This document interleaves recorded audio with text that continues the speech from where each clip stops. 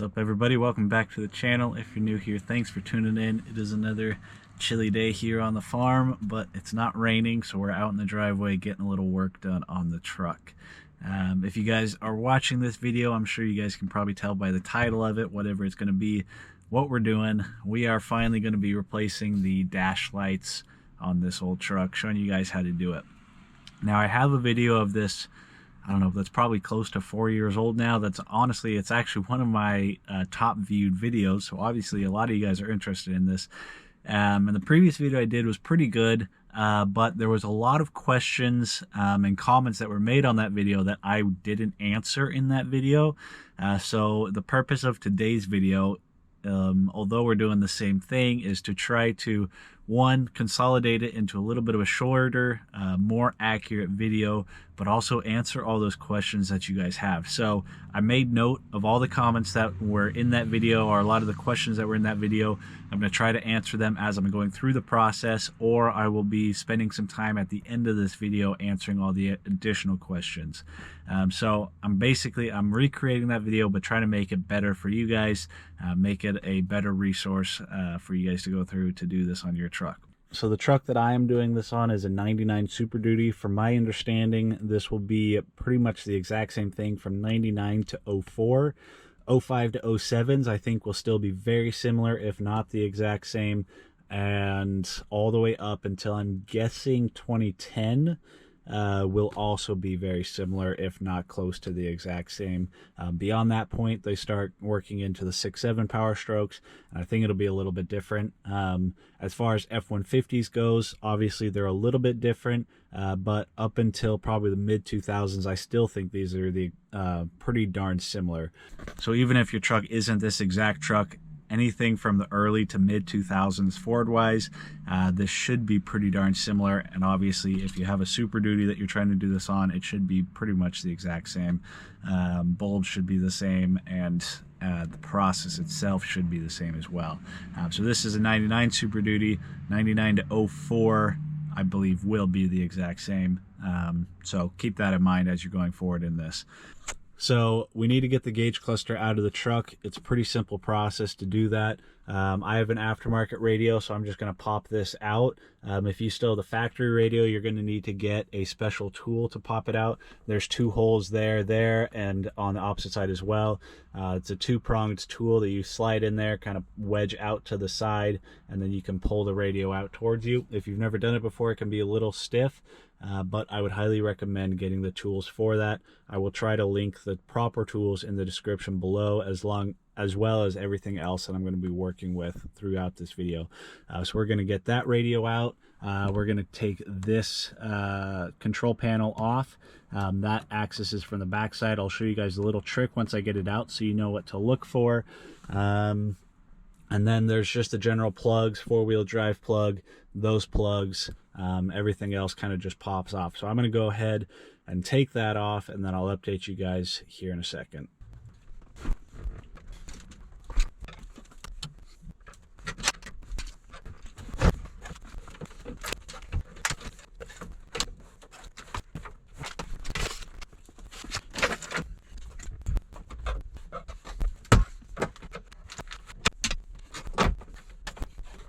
All right, guys, so got the radio out.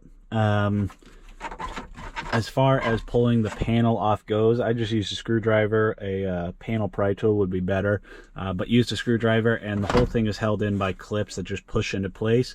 So you're basically working your way around, popping it back towards you. Now over here, this is our last real connection point that we have left. Do not try to pry this panel off from the front. It doesn't come off that way, and if you do, you're going to do what the previous owner did on my truck, and you will actually break off that front panel. So I already knew that was broken beforehand. Not the end of the world. It stays in place, but don't try to pry it off from the front. It doesn't come that way. Let me pop it off and actually show you guys.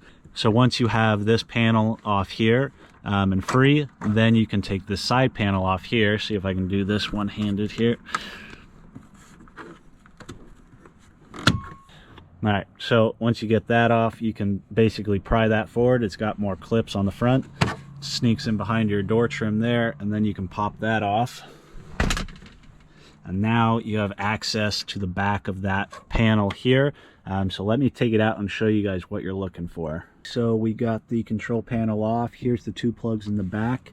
So the trick that I wanted to show you guys was, so if the control panel sitting in the truck like this, if you're looking on the side near the door, there's going to be this little kind of tab sticking out on the side, and that you can actually reach in behind, which is why I had you guys pull it forward. Reach in behind and slide it that way, or you can push it in, and that shifts over these locking tabs on the top and on the bottom, and that is what allows you to pop it out towards you. So reach in behind on the left hand side, and you should find this little triangle tab. Once you push it in, then you can pop it out of the dash, and then it's as simple as just unplugging the 2 plugs on the back. So that's the trick to getting this out. So now that we got that out, it is just maneuvering the dash to get out of the way. Sometimes people throw this down into first gear, make it a little bit easier to get out. I don't think it's necessary, but I'm going to go ahead and get the rest of this panel off, and we will go from there. So to get the gauge cluster out, you're going to have 3 wiring connections on the back that we'll get to, and then there are 4 bolts, 1 in each corner all the way around, and then we're going to have to pop out the shifter prindle, whatever you want to call it, the gear select, down at the bottom of the dash. I'll show you guys that. It's a little tricky to show on camera, but essentially it's got 2 little tabs that you squeeze together and pull down out of the bottom. So I'm going to go through, get these 4 bolts out, and then I'll see if I can show you the stuff behind the dash. Alright guys, this is going to be hard to show you, but I'll do my best. So if you're looking underneath the gauge cluster here, you're going to see where it goes into the bottom of your gear selector. There's going to be a little black arm that I'll try to highlight there. And then same thing on the other side. A little black arm that I'll try to highlight there. So like I said, what you have to do is, I'm going to use probably the screwdriver or pick tool, and we're going to just basically squeeze those together. And then the gear selector will drop down out of it, and then we'll have easy access to the plugs on the back. I'm not going to be able to show you guys doing it, but that's how it is. I'll try to show you guys once it's out. Alright, so we got the gear selector out. So now, the last thing we have left is the 3 wire connectors there on the back. They're just like any other wire connector. So I'm going to pop that off, and then we'll have access to all the lights. And just like that, we got the dashboard out. So here on the gear selector, let me show you. See that little tab sticking down on the right? Same thing on the left side. You got to squeeze that in to pop it down and out of place, and then it's just those 3 plugs on the back, left side, middle, and right side. So now we get to the important information and why we actually took it all out in the first place. So all of these different things you see on the back here are the different bulb holders. You have these black ones, which are the illumination ones, as well as 1 illumination bulb right there. The first time I ever did this, I didn't realize that was an illumination bulb, and so I replaced all the illumination ones, and I didn't replace that one, and the whole gauge cluster was nice and bright, except for that one spot that was still dim. So what you're going to need to do, and a question that a lot of you guys had, how many bulbs do you need? So you need 1, 2, 3, 4, 5 bulbs that are 194s, and then you have 1 bulb here that is a number 37. So on the last video I posted, I had a lot of comments from a lot of people saying that they replaced a lot of the, or all of the indicator bulbs, which are these other tan ones down here. They replaced a lot of those indicator bulbs with LEDs, and they were getting a sort of like a ghosting effect, where when the illumination was on, the indicator bulbs were picking up on a little bit of electricity and illuminating a little bit. So my recommendation to you guys is to only replace your illumination bulbs with LEDs. Keep all the indicator bulbs as incandescent. So as far as replacing them goes, it's pretty simple. These just twist out. I might need to get a set of pliers here. So these just twist out here counterclockwise, and you have your bulbs in there. And I'm going to go through, swap this out with an LED and show you guys what that is. So these are the new bulbs or LEDs that I'm going to be swapping in. I don't think I've ever used this brand before. It's not sponsored by anything, but they seem to have pretty good reviews, so I think they'll work just fine. So this is what I'm going to be swapping into place, and we'll see how they work. One thing to keep in mind with most LEDs is when you're putting them in, usually they have polarization or they're directional, so they only work one way when you put them in. So I'm going to go through, put in all the new LEDs, put them back in place, and then temporarily just plug those plugs in, and then I'm going to turn the truck on or turn the lights on and make sure they're all working. If one of them's not working, I'll take it back out and swap that LED around. The last thing you want to do is to get it all buttoned back up and realize that one of the LEDs is in the wrong direction. So I'm going to go through, swap them all out, put them in place, and test them out, and we will go from there. All right, guys, slight correction there. I misspoke on the lights I was using. I did use these ones for the number 37 bulb, but these ones are the ones I have for the 194s. The other ones were for another project. So these ones are for the 194s. So this one I'm going to be throwing in, and if these ones work, then I'll be linking these ones down in the description below. Just wanted to clear that up for you guys. Okay, guys, so here's a quick look. As you guys can see, got all the old bulbs out there, and then the LEDs just pop right into place. So now that I have all the bulbs swapped out with LEDs, again, it is this one, that one, that one, that one, and then this one white one right there. That's the important one. Now that I have them all swapped over, I'm going to just temporarily plug it back in and turn the lights on just to make sure they're all correct, and we will go from there. Okay, guys, we got the gauge temporarily back in place, not fastened down or anything. Put our light switch back on, and now we get the moment of truth. I'm going to get you guys an angle here. Alright, well, they definitely turned on. You can see how white it is down there. It's hard to see with the daylight here, but it looks like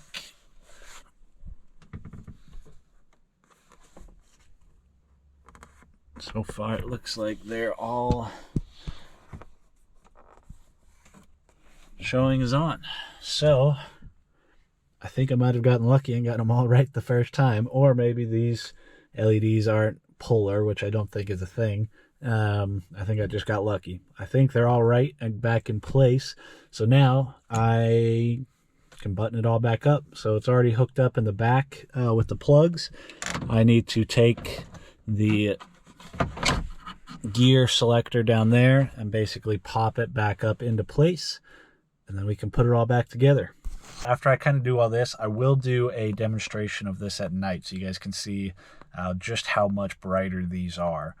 So I'm going to button this all back up, and then we'll get up to wrapping up this video, and we'll do the after shot of letting you guys see how much nicer these LEDs actually are in here.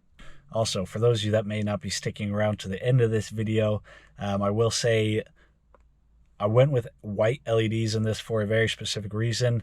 I've tried other colors on this. They don't work well. There's a green film on the actual inlays of this dash. So my recommendation is to only go with white LEDs. I've tried blue, I've tried green, I've tried red.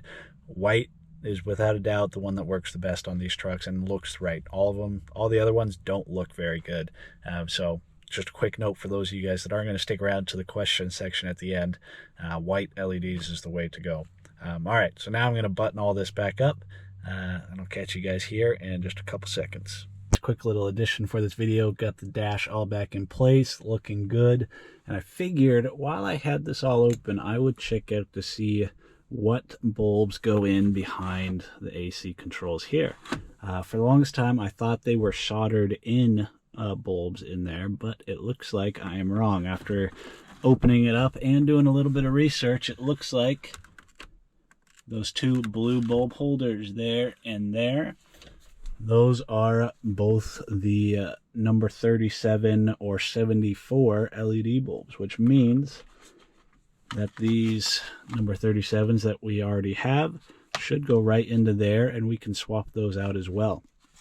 So I'm going to take those out, see if they look the same. I think they will.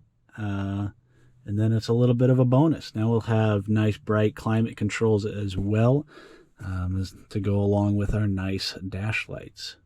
So a little bonus for you guys that stuck around this far in the video. Alrighty guys, it is all back together and looking good. I can confirm that those bulbs that I put in there, the number 37s, do in fact worked on there, and they are also have a polarity. So I put them both in, neither of them worked. I swapped them around, put them back in, and they both worked just fine. So now, I wasn't actually planning on doing that, but we got that done, we got the dash done, and it is looking sweet. Obviously, it's not that dark out right now, but let me show you guys, even in this lighting, what kind of impact they have. Check that out. And of course, nice and bright down there now too. It is looking sweet.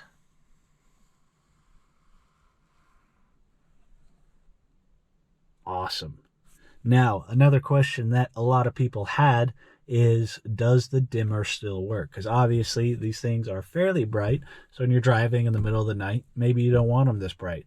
A lot of LEDs used to not work or be dimmable. So I can confirm that the ones that I will have linked in this video for you guys do in fact dim just fine. Same thing down here.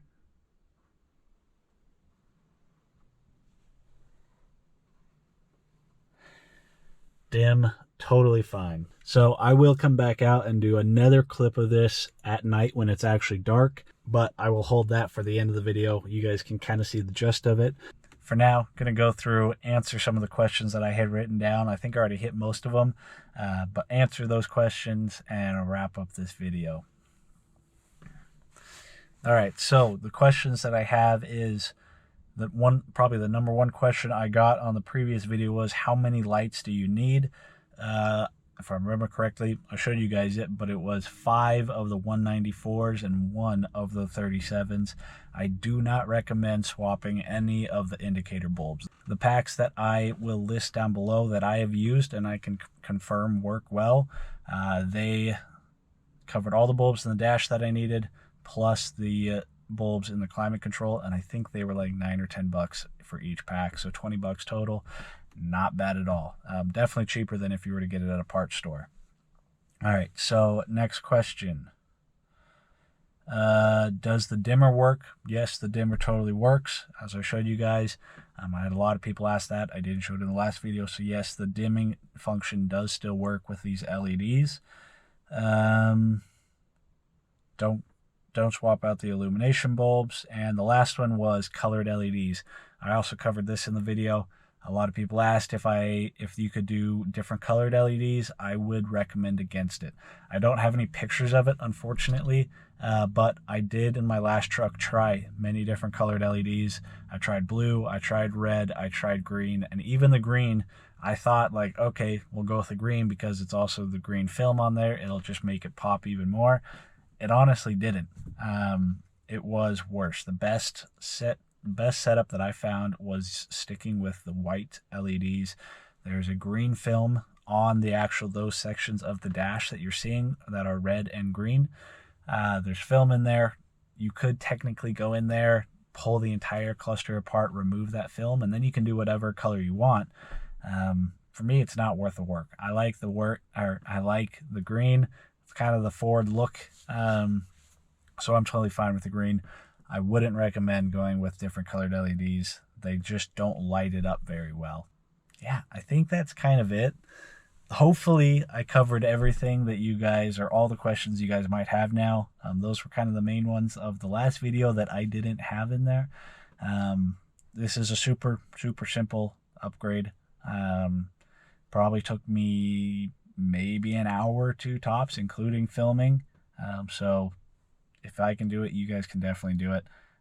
It's not all that hard. If you guys are looking to kind of upgrade, or maybe you already have some bulbs out, you might as well swap some LEDs in there and gives it a nice little touch of modern. It looks really, really clean.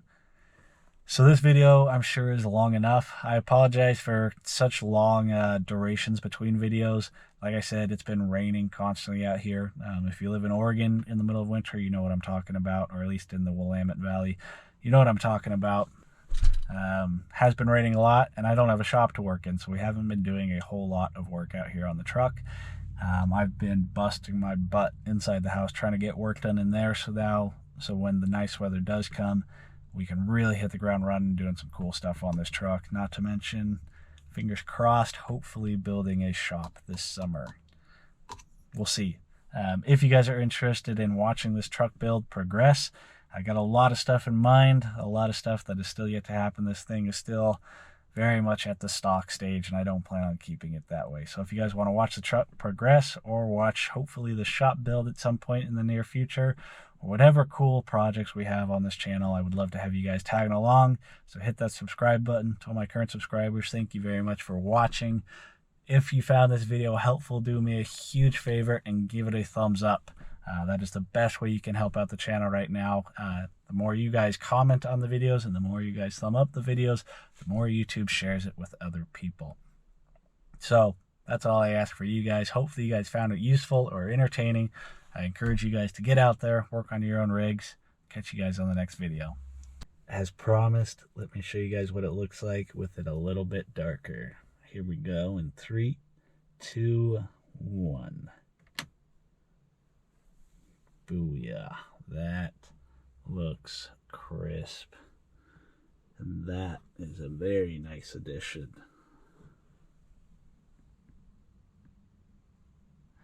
Let me know what you guys think down in the comments below. I think it looks killer. Dim it down.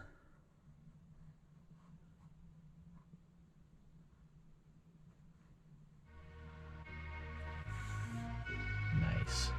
Thank you guys for watching.